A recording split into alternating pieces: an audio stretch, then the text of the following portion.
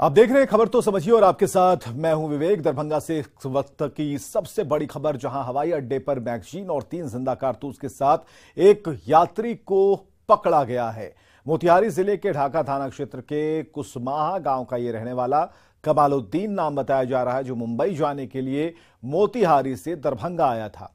सामान चेकिंग के दौरान उसके पास से एक मैगजीन और 3 जिंदा कारतूस जो 9mm के थे उसे बरामद किया है। हवाई अड्डा पर तैनात सुरक्षा गार्ड ने मोहम्मद कमालुद्दीन को गिरफ्तार कर लिया है और बताया जाता है कि मोहम्मद कमालुद्दीन के पास से फर्जी आई कार्ड, उर्दू मैगजीन का प्रेस कार्ड समेत अन्य कागजात मिले हैं, जिसकी सत्यापन की जांच की जा रही है। बिहार में शराबबंदी को लेकर भले सवाल खड़े हो रहे हों, लेकिन पुलिस और उत्पाद विभाग की टीमें सारण शराबकांड के बाद से एक्शन मोड में काम कर रही हैं। शराब की भट्टियों को ध्वस्त किया जा रहा है, तो उस बीच बीजेपी ने सिस्टम को चुनौती देते हुए सभी नेताओं के शराब पीने की जांच की बात कहकर सियासत को गर्म कर दिया है। सवाल यही है कि बीजेपी का चैलेंज क्या सरकार को स्वीकार है?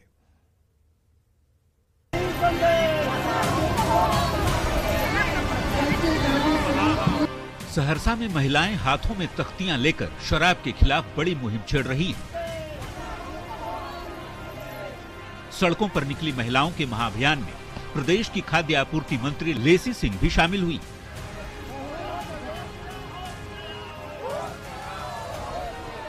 और अब ये तस्वीर औरंगाबाद के दाऊदनगर थाने में गिरफ्तार कर लाया गया एक शराबी बिहार में शराबबंदी की पोल खोल रहा है। महज 100 रुपये की शराब पीकर ये शराबबंदी के दावों को आईना दिखा रहा है। मनार में हर एक गांव में, मनार पंचायत के हर एक गांव में दारू बिकता है। गलत है। बिहार में अभी दारू बंद नहीं है, दारू बंद करा। कितना पी लिए थे? कहाँ मिला था? हम 1 बोतल पिए हैं, 100 रुपया के दारू पिए हैं। बिहार में शराब मिल रही है, इस दावे के बाद ताबड़तोड़ एक्शन की तस्वीरें भी देख लीजिए। बांका के बेलहर के मालहरी में पुलिस ने देसी शराब के अड्डों पर धावा बोला है, जिसमें भारी मात्रा में देसी शराब नष्ट कर दी गई।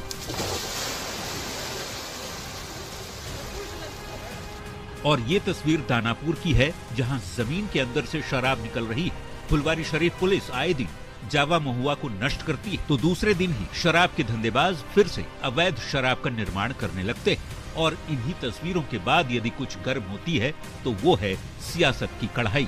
बीजेपी के प्रदेश अध्यक्ष संजय जायसवाल कहते हैं कि शराबबंदी फेल है और अधिकारी लापरवाह, जिस पर सत्ता पक्ष की ओर से पलटवार किया जाता है।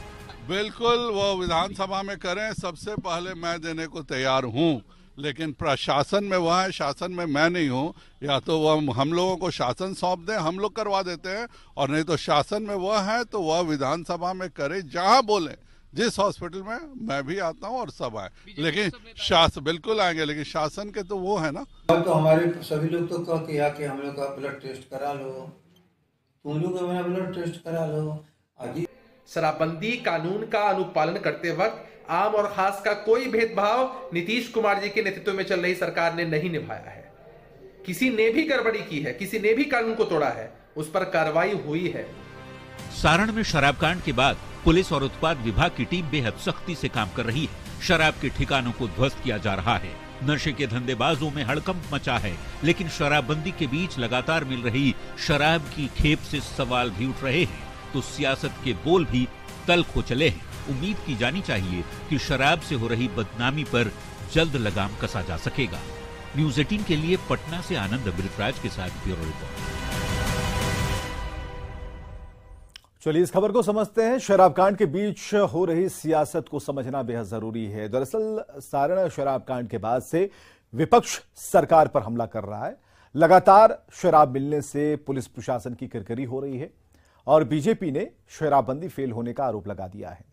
इसके बाद से पुलिस ताबड़तोड़ एक्शन कर रही है, एक्शन में जुटी हुई है और जो नए डीजीपी हैं उन्होंने पुलिस अफसरों से कार्रवाई तेज करने को कहा है। इस बीच बीजेपी ने सरकार को चैलेंज कर दिया। इसे भी समझिए। बीजेपी के प्रदेश अध्यक्ष संजय जायसवाल ने नेताओं के शराब पीने की जांच की बात कही। सभी पार्टियों के नेता नशा करते हैं या नहीं, इसकी जांच की मांग बीजेपी ने की है और इसी बात पर सत्ता पक्ष की तरफ से बीजेपी पर पलटवार किया गया। आरजेडी और जेडीयू ने बीजेपी पर बेवजह तूल देने का आरोप लगाया है। शराबकांड के मुद्दे पर बिहार की सियासत बेहद गर्म है। आगे बढ़ते हैं। बेतिया के जमीन माफिया बेखौफ हैं। प्रति जमीन पर कब्जा करने के लिए दबंगों ने पर्चाधारी 5 महिलाओं को गोली मारकर जख्मी कर दिया। सभी का इलाज अस्पताल में चल रहा है और इस मामले में एक शख्स को गिरफ्तार किया गया, लेकिन वारदात के बाद से गांव में दहशत है।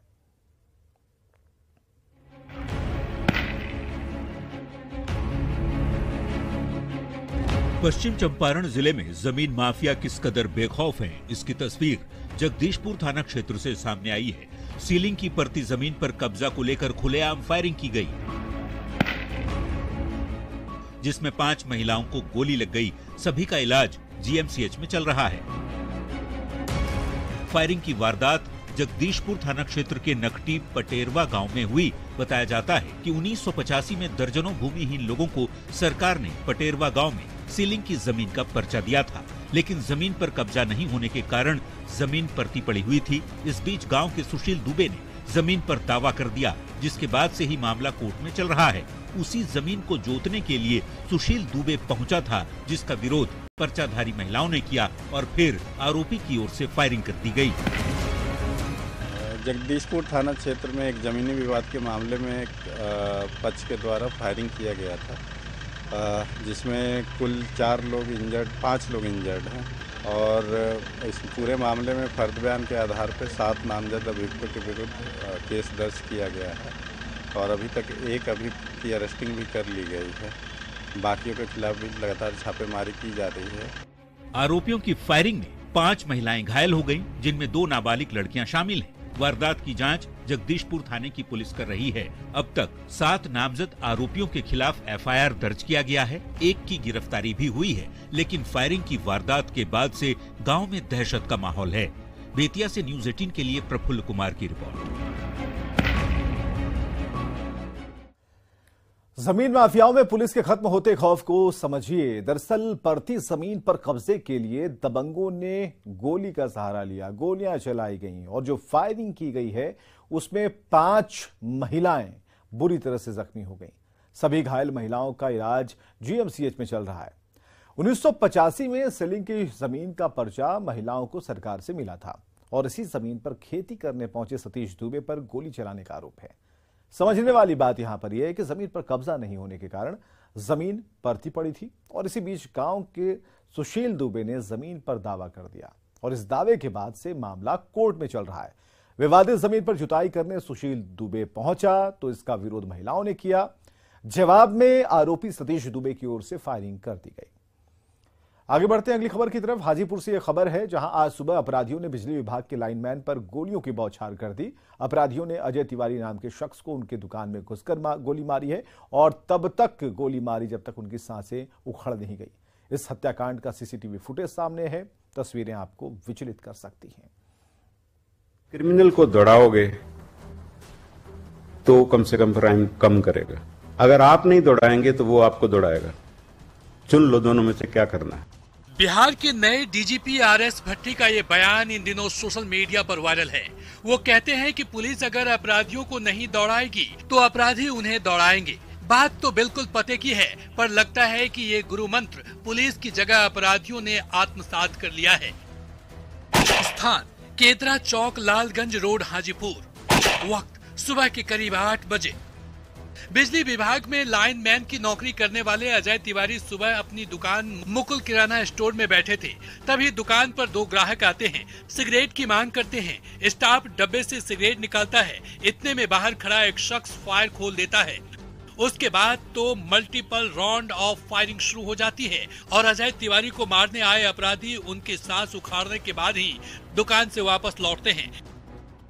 ये सीसीटीवी फुटेज आपको विचलित कर सकता है। कोई आया है, सिगरेट मांगा है और स्टाफ जब सिगरेट निकाल के वो स्टाफ देने लगा है तब तक वो अपना मैंने हथियार से वार कर दिया। कितने गोली लगी है इनको? इनको 8 गोली लगी है। कितने की संख्या में था अपराधी? 2, 3, 4 के संख्या में थे। 2 दुकान पे आए थे, 2 दुकान के नीचे थे। क्या चीज था वो लोग बाइक से थे। ये क्या करते हैं? ये बिजली विभाग में कार्यरत है। कौन विभाग, कौन पद पर है? ये लाइनमैन है। अहले सुबह ताबड़तोड़ हुई इस फायरिंग ने हाजीपुर ही नहीं बल्कि पूरे प्रदेश में सनसनी मचा दी। अजय तिवारी हाजीपुर बिजली विभाग में लाइन मैन के रूप में तैनात थे। सख्ते में डाल देने वाली इस वारदात को अंजाम देने का मोटिव क्या था, ये फिलहाल साफ नहीं है, पर इतना तो साफ है कि अपराधियों का मनोबल साथ में आसमान पर है।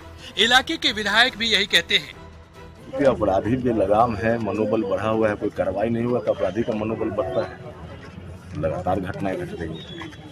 क्या लग रहा है पुलिस की कार्यशैली पर अब सब? अब पुलिस से बढ़िया से काम करेगी तो अपराधी घटना कम होगी। तो पुलिस तो बिहार पुलिस की स्थिति है दारू और बालू में कलेक्शन में लगा हुआ है, तो अपराधी से कोई मतलब नहीं है, तो स्वाभाविक है कि अपराध बढ़े।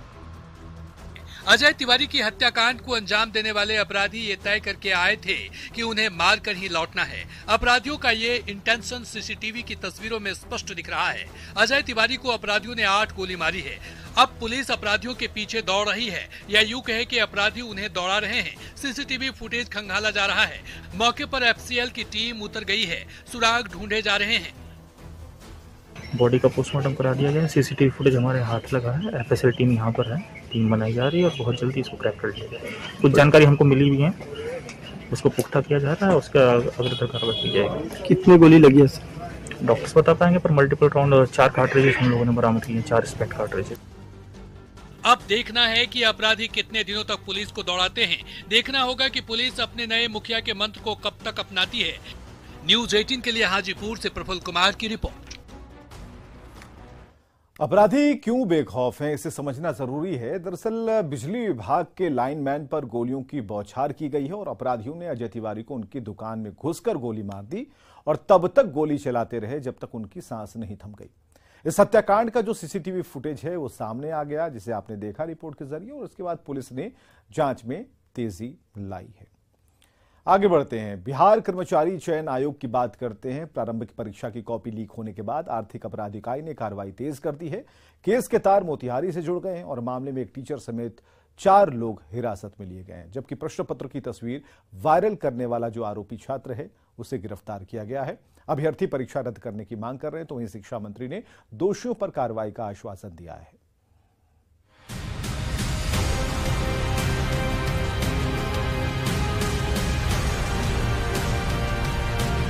बिहार कर्मचारी चयन आयोग यानी बीएसएससी स्नातक स्तरीय प्रारंभिक परीक्षा की पहली पाली के पेपर लीक कांड का तार मोतिहारी से जुड़ गया है। बताया जा रहा है कि मोतिहारी के एक प्राइवेट स्कूल में एग्जामिनेशन सेंटर बनाया गया था और वहीं से सबसे पहले पेपर लीक की बात सामने आई। कर्मचारी चयन आयोग के सचिवालय सहायक की हो रही परीक्षा क्या मोतिहारी में 17 स्थानों पर सेंटर बना है और यहाँ शांति निकेतन जुबली स्कूल में सेंटर बना है, जहाँ से आरोप लग रहा है कि यहीं से क्वेश्चन लीक हुआ है। पूरे मामले की जांच कर रही ईओयू की टीम ने शांति निकेतन जुबली स्कूल के एक शिक्षक को हिरासत में भी लिया है, जिनसे पूछताछ चल रही है। पूर्वी चंपारण के एसपी मानते हैं कि मोतिहारी से ही प्रथम पाली की परीक्षा शुरू होने से करीब 1 घंटे बाद प्रश्न पत्र वायरल होने लगा था। एक व्यक्ति को डिटेन किया गया है और ईओई की टीम इसमें आई थी और उसको जो है विशेष पूछताछ और आगे एफआईआर दर्ज करके कार्रवाई की जा रही है। क्वेश्चन यहीं से लीक हुआ था क्या सर? अभी तक जो प्रथम दृष्टया पुष्टि हुई है वो इसी सेंटर से लीक होने की बात आई है, इसके बाद ही ये कार्रवाई की गई। इधर बीएसएससी पेपर लीक कांड के बाद अधिकारियों ने मीडिया से दूरी बना ली है। आयोग की तरफ से प्रेस रिलीज जारी जरूर किया गया, जिसमें मामले की जांच की बात कही गई। एक शख्स को हिरासत में लिया गया है और यह बताया गया है कि मोतिहारी से जो है पेपर वायरल हुआ था। देखना होगा कब तक बिहार में एग्जामिनेशन सिस्टम जो है वो सुधर पाता है, लेकिन निश्चित तौर पर लाखों जो परीक्षार्थी हैं वो इस तरह की परीक्षा पद्धति से बेहद मायूस नजर आते हैं। हालांकि बीएसएससी पेपर लीक कांड पर बिहार के शिक्षा मंत्री प्रोफेसर चंद्रशेखर नियमों का हवाला दे रहे हैं। कह रहे हैं परीक्षा शुरू होने के 1 घंटे बाद पेपर वायरल हुआ, ऐसे में इसे लीक कैसे माना जाए। हालांकि दोषियों पर कार्रवाई की बात वे जरूर कर रहे हैं। पत्र कब लीक हुए, एग्जाम कब शुरू हुआ, तो ये संपूर्ण मामले की जांच हमारी शिक्षा विभाग कर रही है और इस जांच के उपरांत अगर कोई दोषी पाए जाएंगे तो कार्रवाई होगी। पेपर लीक कांड के पीछे आखिर कौन है, इसे समझने की भी जरूरत है। दरअसल इसके पीछे कोचिंग माफिया और एग्जामिनेशन सेंटर के कर्मचारी की भूमिका होती है। कई बार बीपीएससी बीएसएससी के परीक्षा नियंत्रक को हटाने तक की मांग की जा चुकी है। आरोप है कि सालों से एक ही पद पर कई लोग जमे हुए हैं। आयोग के अंदर से पेपर लीक की साजिश रचने का आरोप लगाया जाता रहा है। बार बार आरोपों के बावजूद कार्रवाई के नाम पर होता कुछ नहीं। तभी एजुकेशन सिस्टम में शामिल माफिया बड़ी आसानी से पैसों के बल पर प्रशासन की नाक के नीचे पेपर लीक करवाने में सफल हो जाते हैं। उम्मीद है बीएसएससी के इस मामले में भी जल्द कार्रवाई होगी और छात्रों की शिकायत दूर की जाएगी। न्यूज़ 18 के लिए मोतिहारी से मुकेश के साथ पटना से संजय कुमार की रिपोर्ट। तो बीएसएससी पीटी परीक्षा में पेपर लीक होने के आरोपों को समझिए। दरअसल तीसरी स्नातक स्तरीय पीटी परीक्षा का प्रश्न पत्र लीक हुआ है। छात्रों के आरोपों के बाद मामले की जांच ईओयू ने शुरू की है। मोतिहारी से प्रश्न पत्र लीक हुआ आरोपी शिक्षक समेत कुल 4 लोग हैं जिन्हें हिरासत में लिया गया है। शिक्षा मंत्री प्रोफेसर चंद्रशेखर ने जांच की बात कही और छात्रों की मांग है कि पीटी की परीक्षा रद्द की जाए। बिहार में बार बार पेपर लीक क्यों होता है, यह भी समझने वाली बात है, क्योंकि बिहार में कोई भी सरकारी परीक्षा विवादों में रहती है और ज्यादातर परीक्षाओं के प्रश्न पत्र लीक हो जाते हैं। बीपीएससी जैसी प्रतिष्ठित परीक्षा का पेपर कई बार लीक हो चुका है और हर बार पेपर लीक होने की वजहों की जांच होती है। शिक्षा पर हावी माफिया पर कार्रवाई नहीं होती, ऐसा आरोप लगता रहता है। आगे बढ़ते हैं। बिहार में हर दिन स्वास्थ्य व्यवस्था में सुधार के दावे होते हैं, लेकिन अस्पतालों से आने वाली तस्वीरें सिस्टम की पोल खोलती हैं। नवादा सदर अस्पताल से ऐसी खबर आई जिसमें परिजन एम्बुलेंस के अभाव में एक मरीज को ठेले पर लाद कर लाए थे। मौत हो गई तो उसके बाद ठेले पर ही शव को वापस लेकर चले गए। बिहार में हाले हेल्थ सिस्टम, ठेले पर मरीज या स्वास्थ्य व्यवस्था। विभागीय उदासीनता ने ले ली जान। नवादा के सोनू कुमार ने 2 वक्त की रोटी के लिए नया रोजगार ढूंढा था। ठेले पर डोसा और पाव भाजी बेचता था, लेकिन उसे क्या पता था कि जिस ठेले से वो 2 पैसे कमाता है, जिले की सड़ी हुई स्वास्थ्य व्यवस्था और विभाग के अधिकारी उसे उसी ठेले पर अपने पिता को लादकर अस्पताल के चक्कर लगाने पर मजबूर कर देंगे और अंत में उसी ठेले पर उसके पिता दम तोड़ देंगे। नवादा में सरकारी स्वास्थ्य व्यवस्था को मुंह चढ़ाने वाली ये तस्वीर किसी सुदूर गांव की नहीं, बल्कि जिले के सबसे बड़े स्वास्थ्य केंद्र सदर अस्पताल परिसर की है। एम्बुलेंस को फोन किए, एम्बुलेंस के लिए सुविधा मांगा गया था, तो नहीं मिला एम्बुलेंस। एम्बुलेंस को फोन भी किए, अतिवाद देखे जब तक मेरे पिताजी नहीं रहे। सोनू के 55 साल के पिता सहदेव प्रसाद बिहारी की अचानक तबीयत बिगड़ गई थी। तब सोनू ने एम्बुलेंस के लिए कई बार फोन किया, लेकिन स्वास्थ्य विभाग के कर्मचारियों ने समुचित जवाब नहीं दिया। अंत में थक कर हार कर सोनू ने पिता की जिंदगी बचाने के लिए ठेले पर ही लाद कर सदर अस्पताल ले गया, लेकिन इलाज के दौरान मरीज की मौत हो गई। अब अस्पताल प्रबंधन की दूसरी संवेदनहीनता देखिए कि मरीज की मौत के बाद भी अस्पताल ने शव ले जाने के लिए कोई गाड़ी नहीं दी। लिहाजा सोनू उसी ठेले पर अपने पिता के शव को लेकर वापस चला गया। इस पूरे मामले पर अस्पताल के मैनेजर बेहयाई से जवाब दे रहे हैं कि वे इतने संवेदनशील मुद्दे पर भी बोलने के लिए अधिकृत नहीं हैं और उन्हें इस मामले की कोई जानकारी नहीं है। उसका कहना था कि नहीं दे सकते, हमारे यहाँ कोई आदमी आया नहीं, हमसे कोई बात नहीं। अच्छा, सूचना मिली थी आपको? नहीं। तो उसका कहना था कि लोग जो ऑन ड्यूटी जो लोग थे उनसे मांगा गया, जानकारी नहीं है। ये पहली बार नहीं है जब किसी मरीज को या शव को ठेले पर ढोया गया। इससे पहले भी कभी खाट पर तो कभी कंधे पर मरीज और शवों ने स्वास्थ्य व्यवस्था को शर्मसार किया, लेकिन कुछ अधिकारियों और कर्मचारियों की वजह से यहाँ संवेदनाएं मर जाएं, वहाँ सिस्टम कैसे जिंदा रह सकता है। अनिल विशाल, न्यूज़ 18 नवादा। चलिए, बिहार में ठेले पर हेल्थ सिस्टम को समझना जरूरी है। दरअसल बिहार की स्वास्थ्य सेवा का हाल किसी से छिपा नहीं। नवादा से पहले भी कई बार मरीजों को ठेले पर ले जाया गया है। इलाज के दौरान मौत हो गई तो शव को एम्बुलेंस नसीब नहीं हो पाता। गरीब मरीज सरकारी अस्पतालों में इलाज कराने पहुंचते हैं, लेकिन यहां आने पर मरीजों को सुविधा नहीं मिलती। समझने वाली बात यह है कि बिहार सरकार लगातार हेल्थ सिस्टम को सुधारने का दावा करती है, वर्ल्ड क्लास स्वास्थ्य सेवा देने का वादा होता है, तमाम अस्पतालों में एम्बुलेंस की सेवा मुहैया की जाती है, लेकिन मरीजों को एम्बुलेंस नसीब नहीं होता। अब सरकारी दावों को लेकर सवाल खड़े हो रहे हैं। खबरों में बस इतना ही, लेकिन आप देखिए इस वक्त तक की हेडलाइंस।